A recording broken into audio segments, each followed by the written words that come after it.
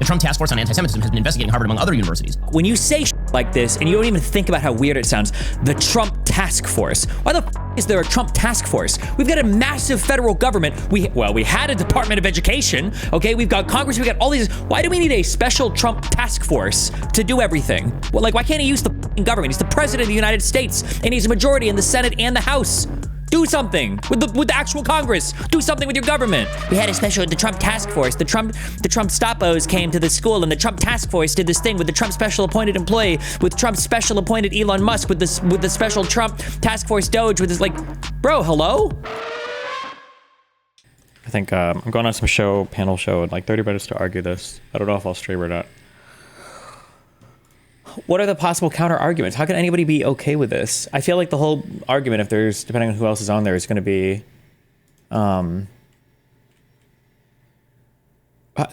it's just about anti-Semitism, I guess. I don't know. I saw the Boasberg stuff. We might go over that after the show.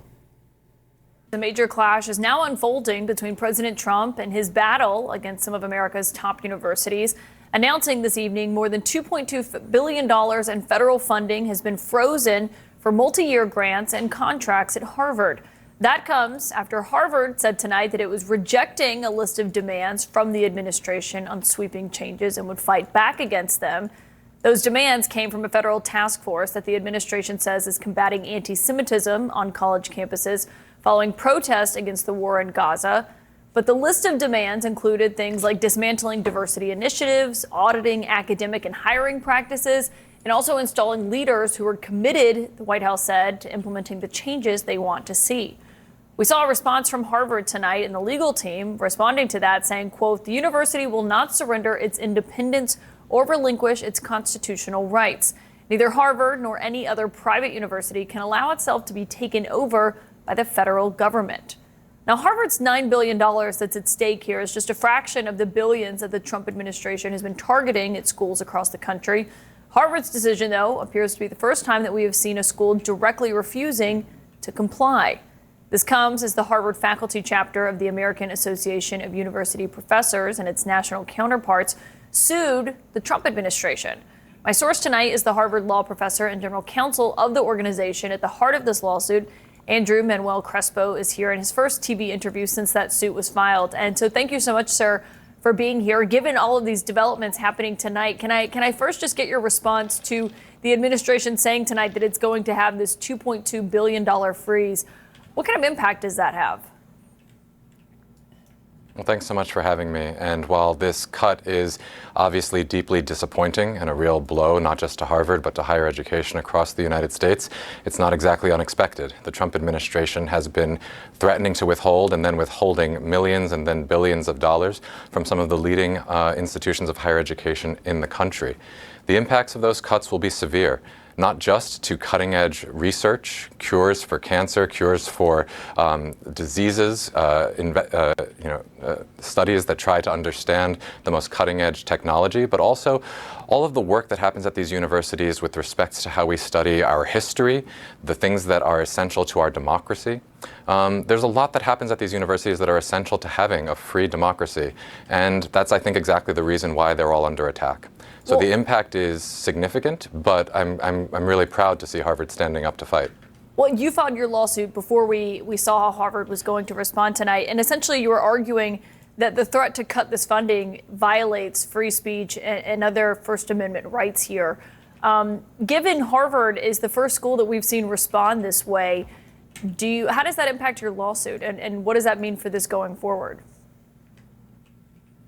Well, I think the Trump administration's decision to cut $2.2 billion from Harvard tonight makes clear just how essential this lawsuit is and how critical this fight is, and why it's so important for Harvard and really every university in the country to take a stand at this critical moment, because this is a clear, unquestionable violation of First Amendment rights. You mentioned some of the demands that the administration has made of Harvard. It includes things like trying to appoint a federally named oversight official to do an audit of every course, every department at Harvard to see if we have ideological balance to meet the Trump administration's test for what we teach and what we say at these universities. It's a transparent effort to change what is taught, what we say in our classrooms, what we teach our students, to make sure that the only things that are actually said on university campuses are things that the Trump administration wants to hear and wants to be said.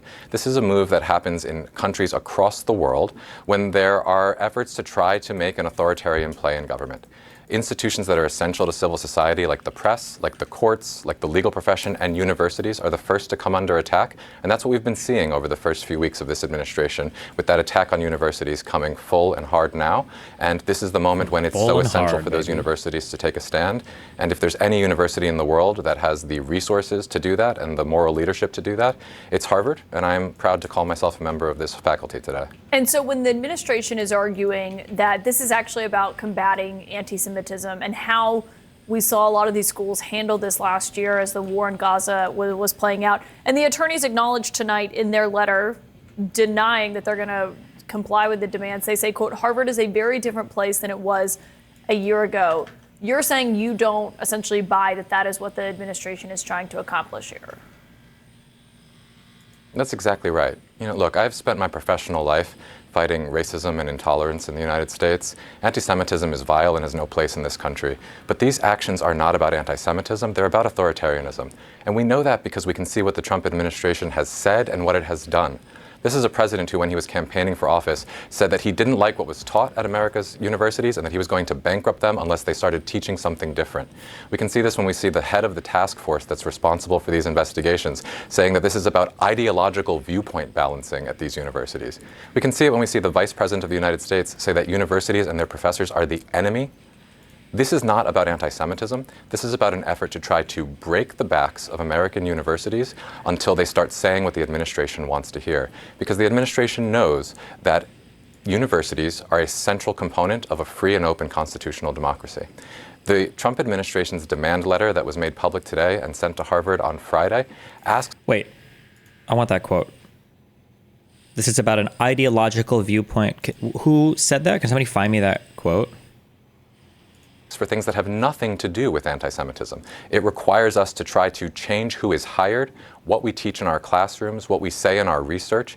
It says that it is trying to create ideological rebalancing. That's code, and actually not even code. It's pretty transparent.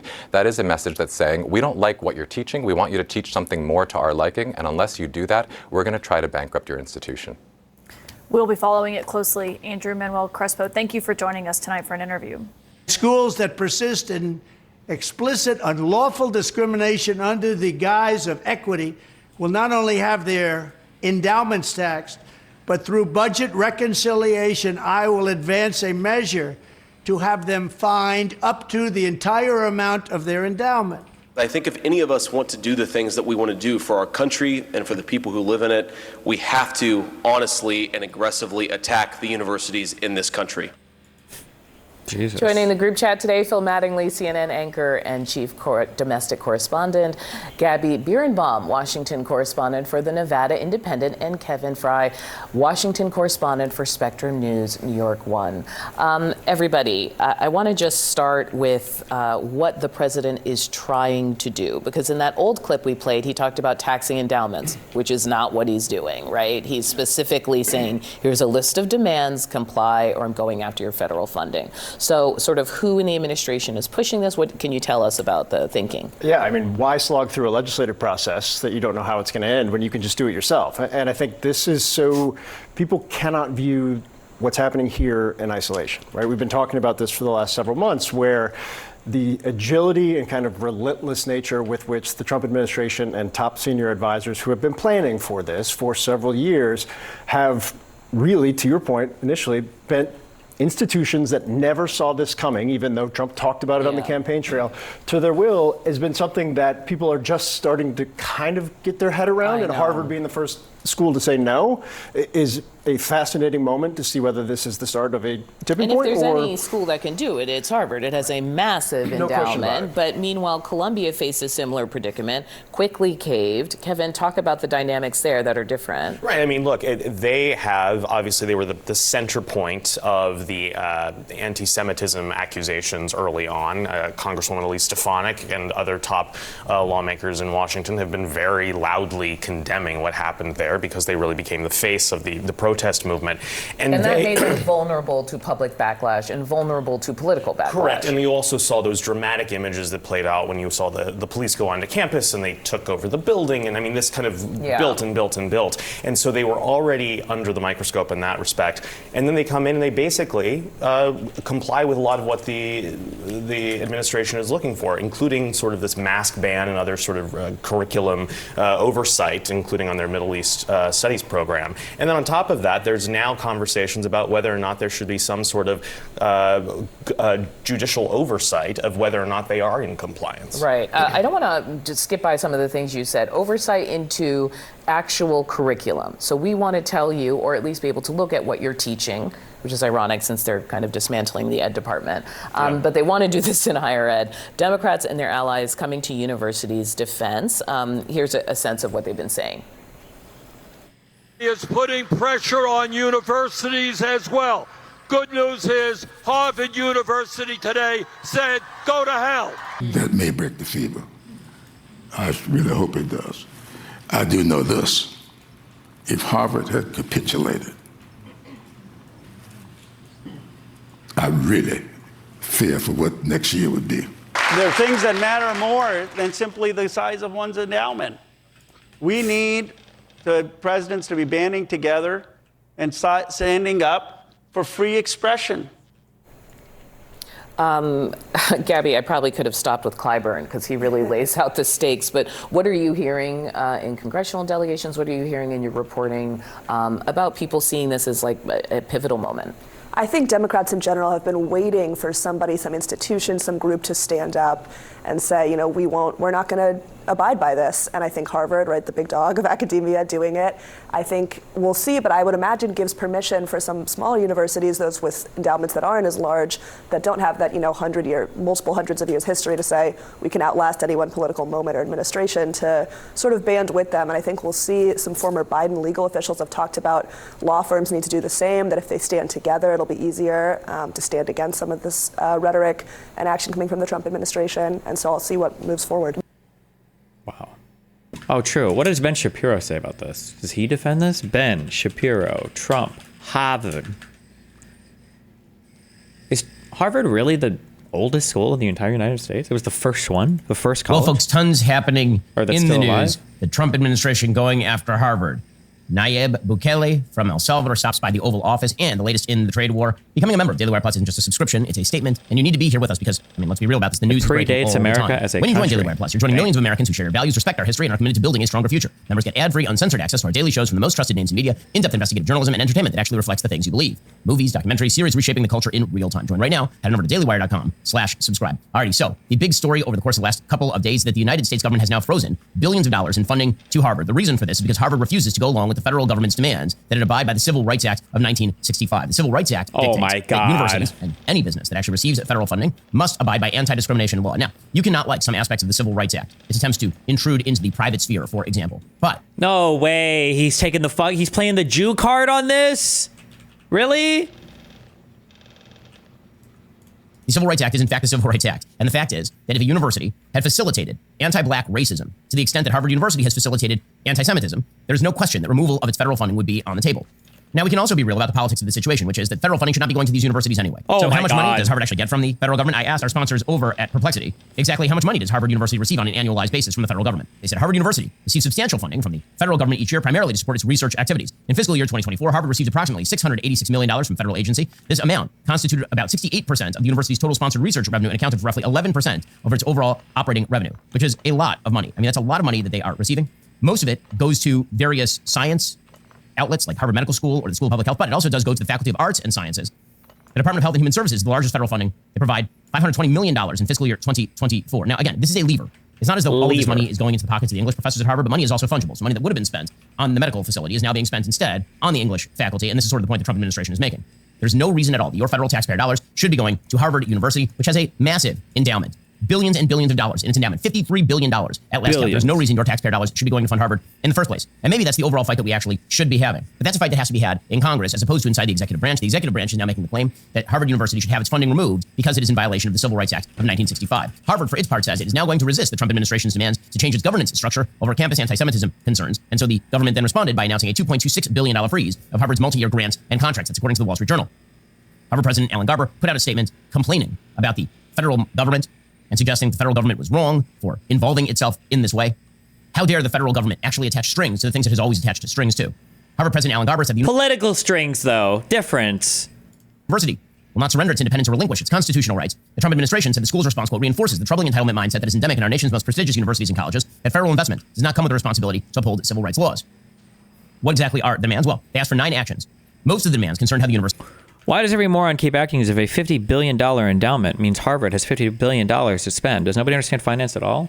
An endowment is how much money the federal government takes from exclusively blue-collar workers and then gives to wealthy DEI perpetuating institutions every single year.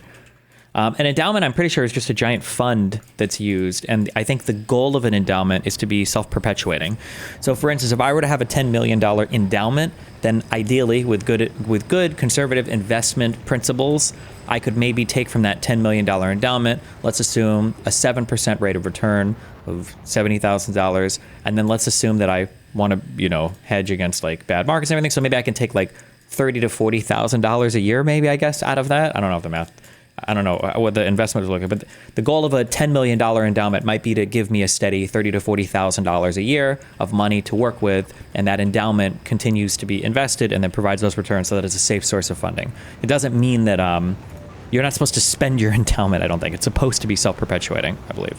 University operates. The government was asking for a comprehensive mask ban, as well as changes to governance, leadership, and admissions, and an end to diversity, equity, and inclusion, DEI programs. So DEI programs are in violation of the Civil Rights Act. There's no question that DEI, which is predicated on the false notion that inequality of outcome by group must be due to discrimination and therefore must be rectified by reverse discrimination, that is in violation of the Civil Rights Act. It's certainly in violation of Supreme Court standards with regard to affirmative action.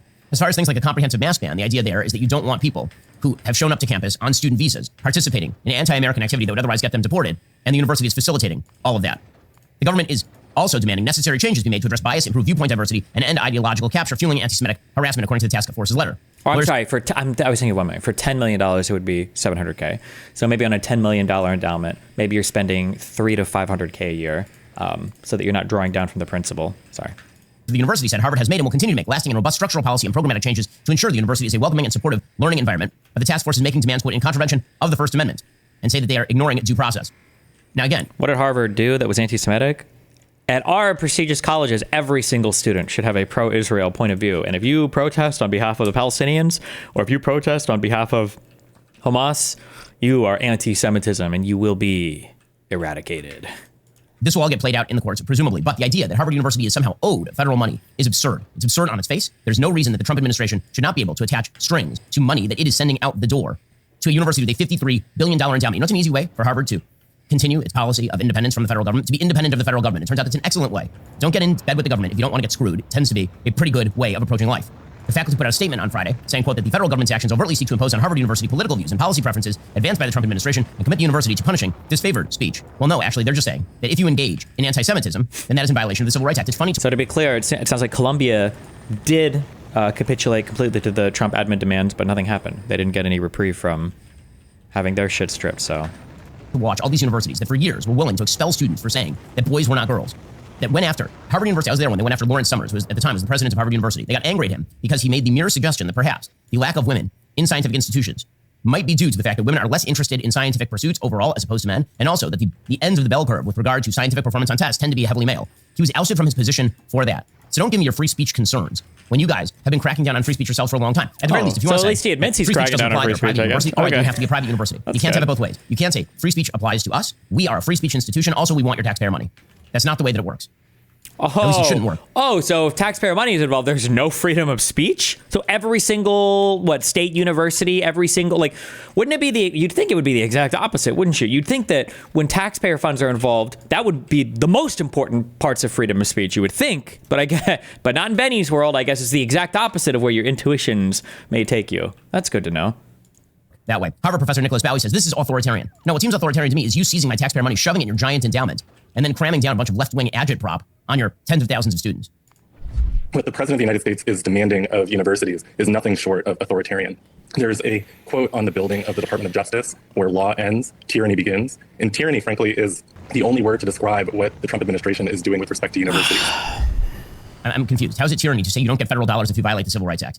The Trump Task Force on Anti-Semitism has been investigating Harvard among other universities because, again, during the gigantic anti-Semitic protests that erupted. By the way, for this fascist Nazi fuck, when you say shit like this and you don't even think about how weird it sounds, the Trump Task Force. Why the is there a Trump task force? We've got a massive federal government. We had a Department of Education. Okay, we've got Congress. We got all these. Why do we need a special Trump task force to do everything? Well, why can't he use the government? He's the president of the United States, and he's a majority in the Senate and the House. Do something with the actual Congress. Do something with your government. It's so weird how he says the Trump task force. The Trump Stoppos came to the school and the Trump task force did this thing with the Trump special appointed employee, with Trump's special appointed Elon Musk, with the special Trump task force Doge, with this bro, hello? The Trump Task Force on Anti-Semitism has been investigating Harvard among other universities because, again, do we really need a fucking task force on anti-Semitism? Seriously? Anti-Semitic protests that erupted last year after October 7th. And many of them were, in fact, openly anti-Semitic. We're not just talking anti-Israel. We're talking about full-scale screening for Jews walking through. Sure. You know what? Who cares? You have a right to be anti-Semitic. It's the United States of America. Hello, freedom of speech. If you want to be anti-Semitic, God bless. That's your right to do so. What are you talking about? If somebody at the school was anti-Semitic, or if the school itself was promoting anti-Semitism, then fine, investigate them for it, fine them for it, or take away their numbers if you want. But it can't just be a epic Trump task force that gets onto Doge ran Twitter and decides, oh, well, we don't like this school, so they lose all their money. From courtyards. Shabbos Kesselbaum is a student at Harvard University. He sued the university. His case is currently in court right now, based on all of this sort of stuff. And he has many stories to tell about what happened at Harvard University while he was there. The idea that Harvard did not violate the Civil Rights Act is ridiculous. Now, does that mean that every demand that the Trump administration is making is going to get upheld in court? No, I'm sure that some of those demands will be held to be extraneous to the Civil Rights Act complaint the Trump administration is voicing on Harvard. However, Harvard does not have any moral grounds to stand on when they insist that everyone else pay the bills at an incredibly rich university so that they can continue pushing whatever nonsense it is they are pushing. Well, the Trump administration is looking for places to cut fat. Well, you should be cutting fat from, your cell phone company. Pure Talk is preemptively. Find plan puretalk.com/Shapiro. Also, now, there are a lot of problems that you have in your life that you can't take care of preemptively, just things that arrive on you that you can't see coming. Well, one of the things that actually you can see coming a long way off is something that will happen to us all. That, of course, is death. And that means you need to secure your family's future against that with policy. FamilyGenius.com, who's the head of El Salvador, stopped by the Oval Office with President Trump, and they were talking about a very controversial case surrounding a man named Kilmer Armando Abrego Garcia. That person is a Salvadoran national who lived illegally in the United States.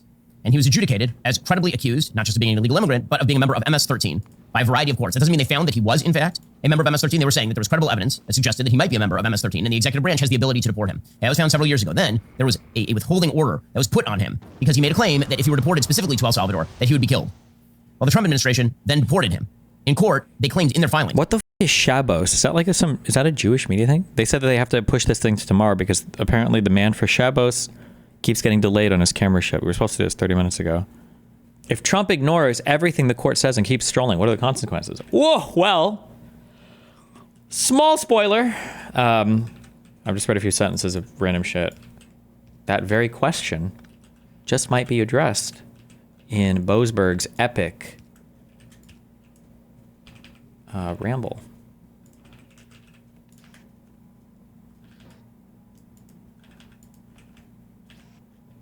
Or should I say, lay epic. I'm so sorry. Okay, my bad.